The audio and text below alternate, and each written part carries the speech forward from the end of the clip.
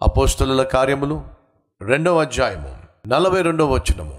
వీరు అపోస్తలుల బోధయందును వాక్యము, సహవాసమందును సంఘము, రొట్టె విరుచుట యందును ప్రార్థన చేయుట యందును ఏమిటి ఎడతెగక ఉండిరి. ఎడతెగక అంటే ఎడం రానివ్వకుండా, అప్పుడప్పుడు మానేయకుండా అని అర్థం. దురదృష్టము, విచారకరము. ఈ రోజుల్లో దేవుని సన్నిధిని ప్రేమించేవాళ్ళు కరువైపోతున్నారు. క్రమముగా మందిరానికి వచ్చేవాళ్ళు కరువైపోతున్నారు. క్రమముగా ప్రార్థన చేసేవాళ్ళు, క్రమముగా వాక్యం వినేవాళ్ళు, క్రమముగా ప్రభు బలలో పాల్పంచుకునేవాళ్ళు కరువైపోతున్నారు. అది వాస్తవం. ఇదంతా ఎందుకు చెప్తున్నానో తెలుసా మీకు? మోషే దేవుని సన్నిధిని ఎంతగా ప్రేమించాడంటే కొన్ని గంటలు కాదండి ఆయన సన్నిధిలో గడిపింది, కొన్ని రోజులు, కొన్ని వారాలు. దేవుని సన్నిధికి వెళ్ళాడయ్యా అంటే అలాగే వారాలు గడిచిపోయేవి. ఆశ్చర్యం కాదు? సీనాయి కొండపైకి మోషే వెళ్ళినప్పుడు ఏం జరిగింది? వారాలు గడిచిపోయినాయి.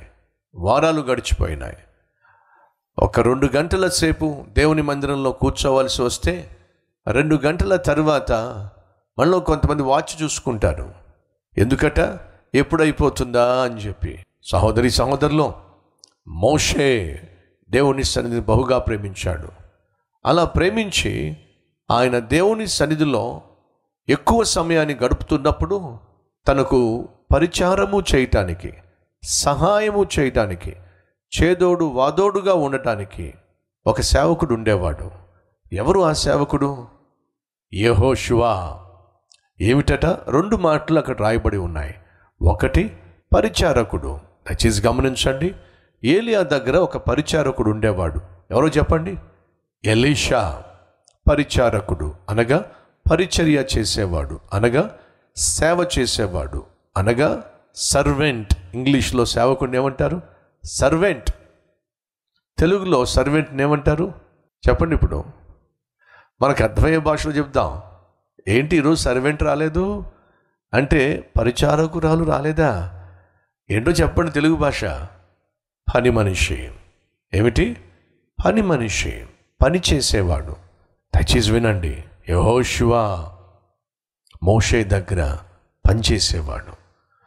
మోషే చేస్తున్నటువంటి పరిచర్యలో తాను చేదోడు వాదోడుగా ఉండేవాడు. ఎప్పుడు ఈ పని ప్రారంభించాడట? ఉద్యోగం అయిపోయిన తర్వాత, రిటైర్డ్ అయిపోయిన తర్వాత, ఆరోగ్యం కుంటుపడిన తర్వాత, రేపో మాపో అనే రోజు వచ్చిన తర్వాత అప్పుడు అంటారా సేవ? అప్పుడు అంటారా పరిచర్య?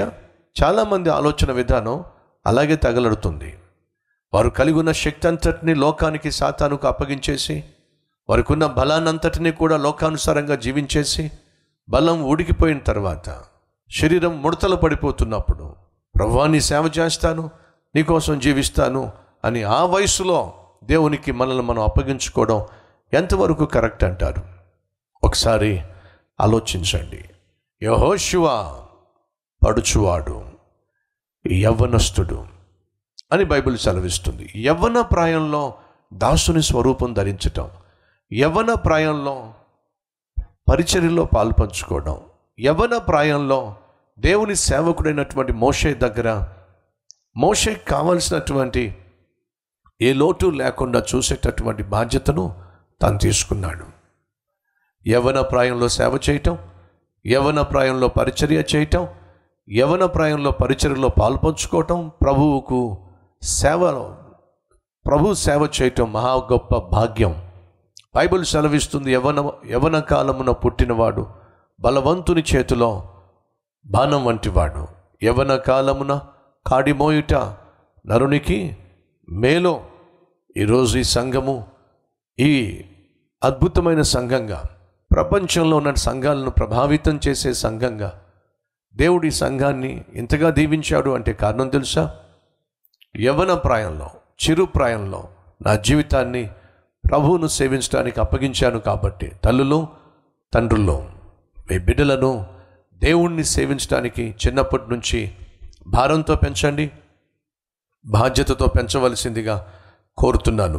రండి, ఈ దినాన్ని దేవునికి అప్పగిద్దాం. యెహోషువ వలె మనం కూడా ప్రభు చేతిలో పోరాడేవాడిగా, ఇచ్చిన పనిని పూర్తి చేసేవాడిగా, పరిశుద్ధునిగా జీవించే ప్రయత్నం చేద్దాం.